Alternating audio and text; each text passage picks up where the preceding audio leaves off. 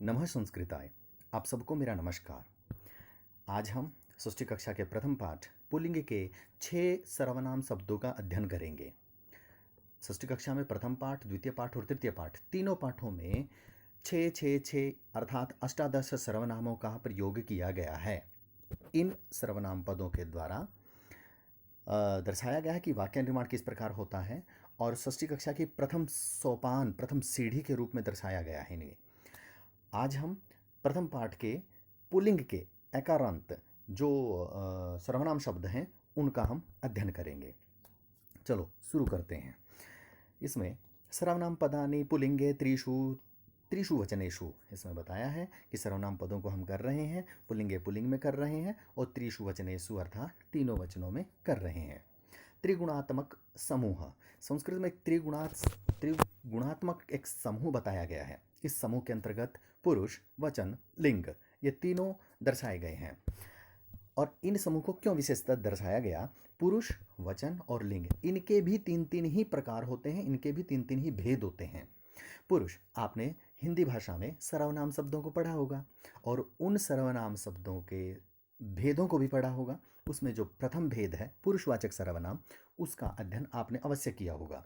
उसके अंदर प्रथम पुरुष में पुरुषवाचक सर्वनाम में प्रथम पुरुष, मध्यम पुरुष, उत्तम पुरुष के स्थान पर ये मिलेगा आपको। प्रथम में उत्तम पुरुष मिलेगा, दूसरे नंबर पर आपको मध्यम पुरुष मिलेगा और तृतीय स्थान पर आपको अन्य पुरुष मिलेगा। संस्कृत में जो प्रथम पुरुष है यही अन्य पुरुष है, इतना ध्यान रखना। बस इसमें और इसमें क्या कितना अंतर है? केवल इतना ही अंतर है कि जो ये अन्य पुरुष है संस्कृत में, यह हिंदी में यह अन्य पुरुष, प्रथम पुरुष जो है हिंदी में तृतीय स्थान पर मिलता है और उत्तम पुरुष जो है वो प्रथम स्थान पर मिलता है। जो मध्यम पुरुष है वो उसी स्थान पर रहता है। यही सिर्फ अंतर है। आगे है वचनम। वचनम में भी तीन प्रकार के होते हैं, एक वचनम, द्विवचनम, बहुवचनम। संस्कृत में 3 वचन होते हैं, हिंदी में 2 वचन पढ़े होंगे आपने। एक से अधिक संख्या होते ही हिंदी में बहुवचन हो जाता है, परंतु एक से अधिक यदि एक और है तो संस्कृत में वह द्विवचन कहलाएगा। यानी 2 संख्या वाला कोई भी वस्तु, 2 संख्या की कोई भी वस्तु है वह संस्कृत में द्विवचन कहलाएगी। हाँ, 2 से अधिक, वह चाहे 3 है, वह चाहे 5 है, चाहे वो 10 है, चाहे वो 100 है, वह बहुवचन कहलाएगी। इस प्रकार से वचन का प्रयोग होगा। इसके पश्चात लिंग, पुल्लिंग, स्त्रीलिंग, नपुंसकलिंग, इस प्रकार से यानी वो तीनों लिंगों में दर्शाया जाता है। हिंदी में आपने पुल्लिंग और स्त्रीलिंग पढ़े होंगे, नपुंसकलिंग नहीं पढ़ा होगा, परंतु संस्कृत में तीसरा लिंग भी पढ़ा जाता है। इनकी गूढ़ता को जानने के लिए जैसे जैसे आप पाठों को पढ़ते रहेंगे, तृतीय पाठ पढ़ेंगे, शब्दों के माध्यम से लिंगों को अलग अलग रूप में दर्शाया गया है। शब्दों के माध्यम से ही संस्कृत में लिंग निर्धारित किए जाते हैं। यानी अर्थात जैसे विद्यालय है, विद्यालय में अकारांत है, इसको पुल्लिंग के आधार पर रखा गया है। बालिका है, जिस नाम के पीछे भी आकारांत शब्द रूप आता है, आकारांत होगा जिसके पीछे आ आएगा, वो है स्त्रीलिंग में प्रयोग किया जाएगा। इस प्रकार से लिंगों को दर्शाया गया है। जैसे जैसे आप पाठ पढ़ेंगे वैसे वैसे ही आपको अध्ययन इसका पता चलता रहेगा। आगे चलते हैं। पुल्लिंग का प्रथम पुरुष है, देखिए इसमें दर्शाया गया है सह, तौ, ते, यानी अर्थात वह, तौ वे दोनों, ते वे सब, ए सह यह, ए तौ ये दो, एते ये सब। अब सबसे पहले इनकी उत्पत्ति कहाँ से हुई ये इसका ज्ञान होना आपको अत्यंत आवश्यक है। सह जो है वह तत्शब्द रूप से बना है, सह तत्शब्द रूप, और एषः एतौ एते यह बना है एतत् शब्द रूप से। यानी शब्द रूप चलते हैं, एक शब्द रूप में 24 शब्द होते हैं। इसमें जिसने आपने कारक किए होंगे प्रथम पुरुष, वही प्रथमा विभक्ति, द्वितीय विभक्ति, तृतीय विभक्ति, उसमें भी वही कर्ता, कर्म, करण, इसी प्रकार से वाक्य प्रयोग होता है। शब्द रूप के माध्यम से ही वाक्य बनाए जाते हैं, तभी हम उन विभक्तियों का प्रयोग कर पाएंगे। तो इसी प्रकार से तत्शब्द रूप के प्रथमा विभक्ति का सह, तौ, ते, और एतत् शब्द रूप के प्रथमा विभक्ति के एषः, एतौ, एते। आपको जैसे जैसे आप आगे बढ़ेंगे आपको शब्द रूप को याद करने होंगे, तब आपको पता चल जाएगा कि प्रथमा विभक्ति क्या है, द्वितीय विभक्ति क्या है। अभी सिर्फ और सिर्फ आपको 6 सर्वनाम शब्दों का ज्ञान होना अत्यंत आवश्यक है। इसके पश्चात देखिए अगला है क्षम्यता,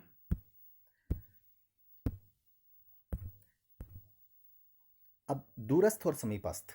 दूरस्थ और समीपस्थ क्या है, इनका प्रयोग कहाँ होता है, अब हमें ये जानेंगे। अब हम दूरस्थ का मतलब होता है दूर स्थित है जो, समीपस्थ का मतलब होता है जो समीप में है, जो पास में है।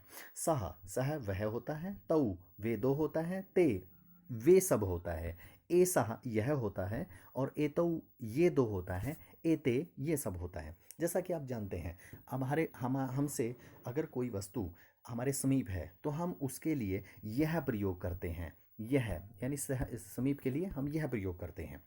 और यदि वही वस्तु हमसे दूरी पर रखी हो या दूर स्थान पर स्थापित हो तो हम उसे उसके लिए वह शब्द का प्रयोग करते हैं। तो ये हमारे वह और यह में यही अंतर है। और बहुवचन के लिए वह के स्थान पर हम बहुवचन में वे प्रयोग कर देते हैं, और यह के स्थान पर ये प्रयोग कर देते हैं। इस प्रकार से हम इनका प्रयोग कर देते हैं। यानी इनका प्रयोग करते समय हमें इस बात का ध्यान रखना होगा कि ये सभी दूर और समीप के लिए प्रयोग होते हैं। सतौते कहाँ प्रयोग होते हैं, दूर के लिए, और ऐसा एतौ एते समीप के लिए प्रयोग होते हैं। इसके पश्चात कुछ उदाहरण आपके सामने प्रस्तुत किए गए हैं। एक हस्त दिखाई दे रहा होगा, उसके और वृक्ष के बीच में जो दूरी है उसको दर्शाया गया है। एषः वृक्षः, इसमें वृक्ष दर्शाया गया है। एषः वृक्षः, यह वृक्ष है। और यहाँ पे देखें, ये यहाँ पर हस्त की और वृक्ष की दूरी है, तो एषः वृक्षः वह वृक्ष है। तो संकेत मात्र से भी आप प्रयत्न, जब आप पढ़ रहे होंगे, जब आप अभ्यास कर रहे होंगे, उस दौरान भी आप संकेतों का सहारा लें, संकेतों के सहयोग से आपको ये चीज़ याद होगी। अन्यथा आप फिर वही जल्दी जल्दी में वही गड़बड़ हो जाएगी। ऐसा के स्थान पर सह का प्रयोग, सह के स्थान पर ऐसा का प्रयोग। जब आप हिंदी लिख रहे होंगे, ऐसा वृक्ष है, वहाँ पे आपके मुंह से ये निकल सकता है वह वृक्ष है, और सह वृक्ष के स्थान पर यह वृक्ष निकल सकता है। तो इस बात का हम विशेष ध्यान रखेंगे। आगे है एतौ वृक्षौ, ये दो वृक्ष हैं। एते वृक्षाः, ये वे दो वृक्ष हैं। एते वृक्षाः, ये सब वृक्ष हैं। और ते वृक्षाः, वे सब वृक्ष हैं। इस प्रकार से हम इनको जान पाएंगे कि ये दूरी के आधार पर और ये समीपता के आधार पर, समीप के आधार पर हम इन्हें बांट देते हैं। आगे है एक चित्र और दर्शाया गया है वही हस्त के माध्यम से। एषः सिंहः, यह शेर है, और सः सिंहः, यह वह शेर है। इसके द्वारा भी हम जान पाएंगे। आगे एक चित्र खींचा गया, उस चित्र के दौरान हमने देखा कि सह सिंह और एषः सिंह, इसमें देखिए ये दिखाया जा रहा है, जिसने चित्र खींचने वाले ने जहाँ से खड़े होकर के चित्र खींचा, तो एक शेर उसके बहुत अधिक समीप था, और एक शेर जो दूसरा चित्र जो सह वाला है वो उससे दूरी पर है। आप यहाँ पर देखेंगे तो प्रयोग को पता चल जाएगा कि सह कहाँ लगाना हमने और एषः का प्रयोग कहाँ करना है। इस प्रकार से हम इनका प्रयोग कर लेंगे, यानी समीप के लिए सह और दूरस्थ के लिए हम एषः का प्रयोग करेंगे। अब इसके पश्चात हमारी सबसे पहले ये बनती है कि अब सह का प्रयोग हम प्रयोग तो करना सीख गए, कि उसका ये तो पता है हमें कि सह किसके लिए प्रयोग होता है और एषः किसके लिए प्रयोग होता है, परंतु इसका सर्वनाम का क्रिया के साथ संबंध किस प्रकार से स्थापित होगा, क्रिया शब्दों का किस प्रकार से प्रयोग होगा, अब ये हम जानेंगे। सह कः अस्ति, इसमें देखिए, अब इस चित्र को बड़ा अवधान से देखिए, ध्यानपूर्वक देखिए। तो इसमें देखिए जैसे दर्शाया गया है, सह तौते, सह के साथ में ती शब्द का प्रयोग किया गया है। सह के साथ में ती शब्द का प्रयोग, और ऐसा के साथ में भी ती का प्रयोग किया गया है। ये सबसे ध्यान देने योग्य बातें हैं कि जो क्रिया शब्द है वो क्रिया शब्द का प्रयोग, यानी लट लकार में वर्तमान स्थिति के दौरान सह का प्रयोग ती के साथ ही होगा। सह अस्ति तौ, अब तौ का प्रयोग देखिए, तौ के साथ में तह का प्रयोग है, ए तौ के साथ में तह का प्रयोग होगा। ते का प्रयोग भी अंति का, ते के साथ अंति, और एते के साथ भी अंति। तो इस प्रकार यदि हम जानेंगे, यानी जो दूरी के लिए हैं और जो समीप के लिए हैं, दोनों के साथ में क्रिया का जो संबंध होगा वो एक समान होगा। क्रिया के ऊपर जो है उसका प्रभाव है वो उसके लिए बदलाव नहीं होगा, वो आपका यूं का यूं रहेगा। दूरी के लिए भी वही क्रिया रखनी है और हमने पास के लिए भी वही क्रियापद रखने हैं। ये धातु प्रत्यय हैं, कुछ मैंने इसके बाहर निकाल दिए। जैसे लट लकार के अंदर नो प्रत्यय, जब बच्चा उनको याद कर लेता है तो उसको धातु शब्द रूप याद करने में बहुत ही आसानी होती है, वो आसानी से उनको याद कर पाता है। जैसे तीतः अंति, सीतः था, आमी आवह आमह, इस प्रकार से वो याद कर लेता है। आगे चलें।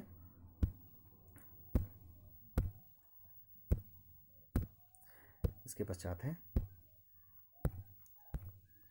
एक वचन के साथ प्रयोग कर देखिए। एक वचन में सह का प्रयोग हो गया। देखिए सारे शब्द एक वचन, एक बात का ध्यान रखें, संस्कृत में जो विभक्ति संज्ञा शब्द में होती है वही विभक्ति उसके विशेषण में होगी, वही विभक्ति उसके सर्वनाम में होगी, ये बात याद रखें। दूसरी बात, उसकी जो अगर कर्ता एक वचन है तो क्रिया भी एक वचन होगी, कर्ता द्विवचन है तो क्रिया भी द्विवचन होगी, अगर कर्ता बहुवचन है तो वह भी द्विवचन होगी। यानी कि धातु का, उस क्रिया का, पद का प्रभाव कहाँ पड़ रहा है ये हमने देखना है, तो उसी के अनुसार वो क्रियापद भी होगा।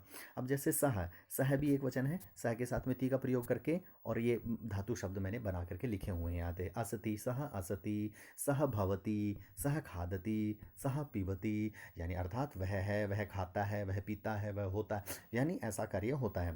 तो इस प्रकार से एषः, एषः के साथ में भी ऐसे ही है, एषः असति, एषः भवति, एषः खादति, एषः पिबति, अर्थात एक वचन में इस प्रकार से प्रयोग करके हम वाक्यों को पूर्ण कर सकते हैं, हम वाक्यों को बोल सकते हैं। देखिए आगे इसके अंदर कर्म निर्धारित नहीं किए गए हैं, अभी सिर्फ आप इतना ये जानिए कि सह के साथ में ती का प्रयोग होगा, ऐसे के साथ में भी ती का प्रयोग होगा। इस प्रकार से हम एक वचन को जान पाएंगे। अब आगे चलते हैं द्विवचन पे।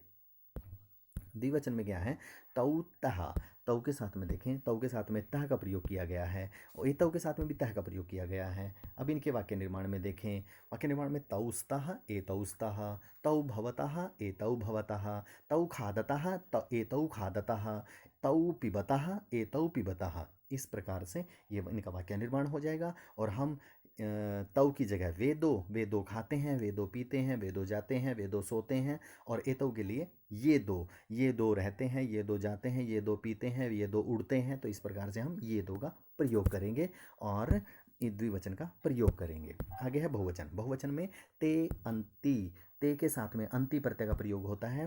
तो इस प्रकार से ते अंति, एते अंति, यहाँ पर क्या दर्शाया गया है, दोनों के वाक्य के यदि संबंध में देखें तो ते संति एते संति, ते भवन्ति एते भवन्ति, ते खादन्ति एते खादन्ति, और ते पिबन्ति एते पिबन्ति। इस प्रकार से यदि हम इनके वाक्यों को देखें तो ये भी सभी के समान ही बनेंगे, सभी के समान बनते हैं, और एक जैसे ही मतलब जो क्रिया होती है वो क्रियापद इनके अंदर प्रयोग होते हैं, इनमें कोई अंतर नहीं होता है। बस अंतर कहाँ होता है, यह और वह में, उनके लिए हमें अलग अलग शब्दों का प्रयोग करना पड़ता है। आगे चित्र के माध्यम से दर्शाया गया है आपको, एक वचन में प्रयोग किया गया है सह शशकः असति, सह के साथ में ती प्रत्यय का प्रयोग किया गया है। यदि हम उसका वाक्य बनाएं तो वाक्य में सह के साथ में सह शशकः अस्ति, वह खरगोश है।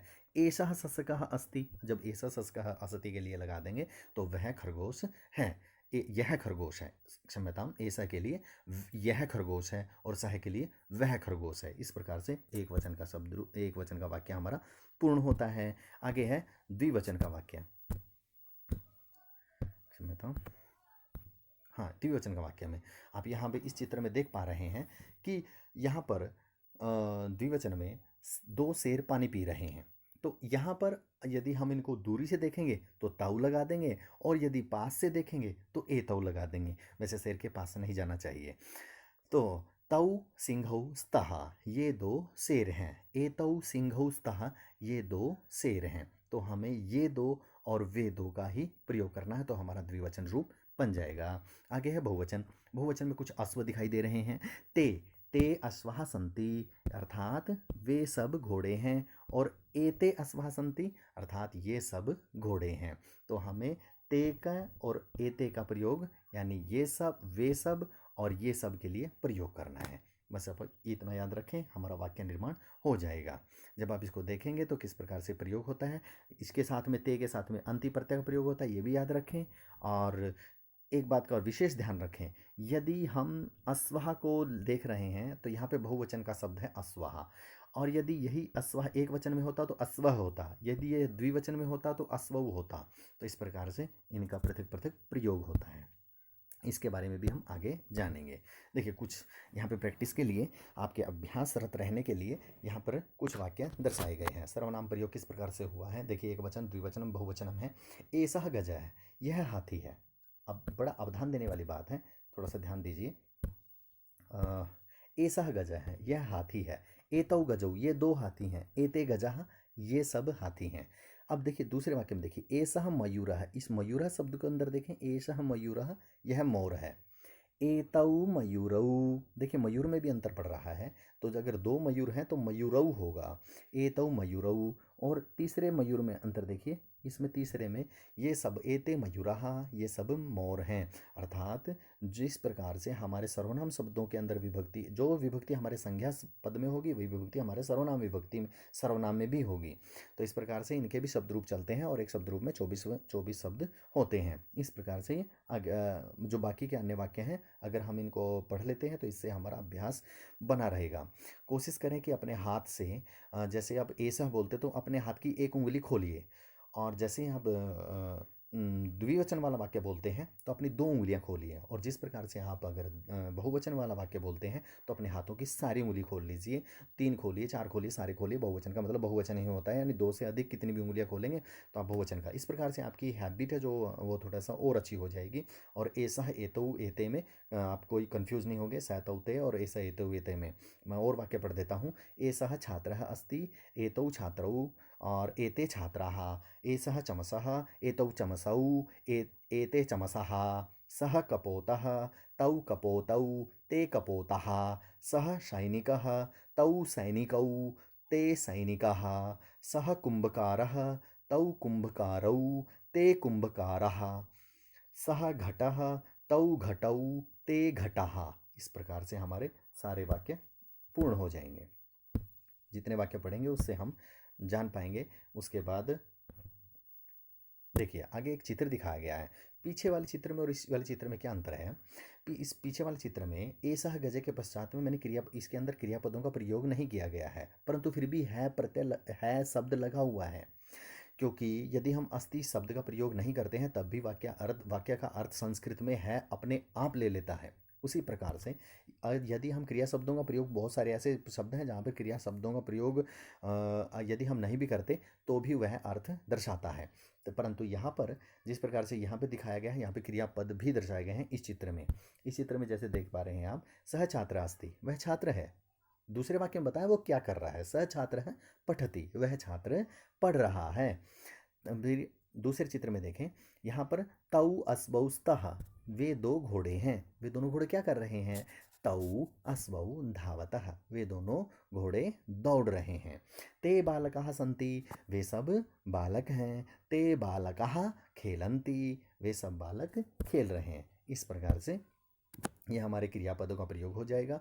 बस इसमें एक बात का ध्यान रखें, सह के साथ में ती का प्रयोग हुआ है, तौ के साथ में तह का प्रयोग हुआ है, और ते के साथ में अंति का प्रयोग हुआ है।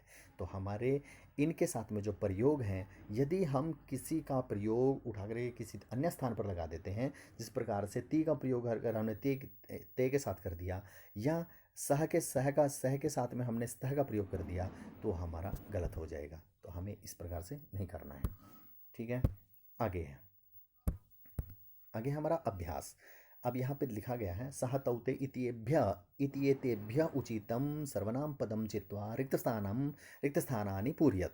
यहाँ पर दिखाया गया है, कुछ 5 वाक्य दिए गए हैं। यदि आपको यह वीडियो देख करके समझ में आ गया कि सह तौते प्रयोग किस प्रकार से करना है, तो एक उदाहरण भी दिया गया है, अस्वह धावती, घोड़ा दौड़ता है। सह धावती, सह का वहाँ पे वह दौड़ता है। अब यहाँ पे एक बात का और ध्यान रखें, अस्वह एक वचन है, सह भी एक वचन है। अब यहाँ पे सह का प्रयोग कर दिया। यदि आप कहें कि सर क्या हम एसह शब्द का प्रयोग नहीं कर सकते थे? एसह शब्द का प्रयोग हम कर सकते थे, परंतु अभ्यास में यदि ऊपर देखेंगे आप तो सह तौते ही पूछा हुआ है, इसने सिर्फ इन तीनों शब्दों में ही भरना है। तो इस बात का भी ध्यान रखें, प्रश्न को पढ़ें कि उसमें एसह एतौ एते पूछा हुआ है या नहीं पूछा हुआ है। कई बार प्रश्नों में जब पेपर के अंदर प्रश्न आ जाता है तो इस प्रकार से कार्य करके आते हैं बच्चे। तो छात्रौ लिखतः, अब छात्रौ की जगह छात्रौ जो है, गजाः चलन्ति, वानराः क्रीडन्ति, गायकः गायति, वृक्षौ फलतः। अब हमने इसमें क्या देखना है? गजाः शब्द देखना है। गजाः शब्द क्या है? बहुवचन है, एक वचन है या द्विवचन है? अब उसके लिए हमें क्या करना होगा? उसका शब्द रूप चलाना होगा, गजः गजौ गजाः। अरे ये तो बहुवचन है, तो बहुवचन के लिए हमें क्या भरना होगा? ते। ये हमने ते भर दिया। इस प्रकार से हम इनका प्रयोग करेंगे। अब जो बाकी के जो खालिस्तान हैं वो आप कमेंट में लिखेंगे और इनके उत्तर देंगे। आशा करता हूँ कि आपको यह वीडियो समझ में आ गई होगी। इसको पढ़ कर के आपको अवश्य ही लाभ मिला होगा। जय हिंद, जय तू भारती, धन्यवाद।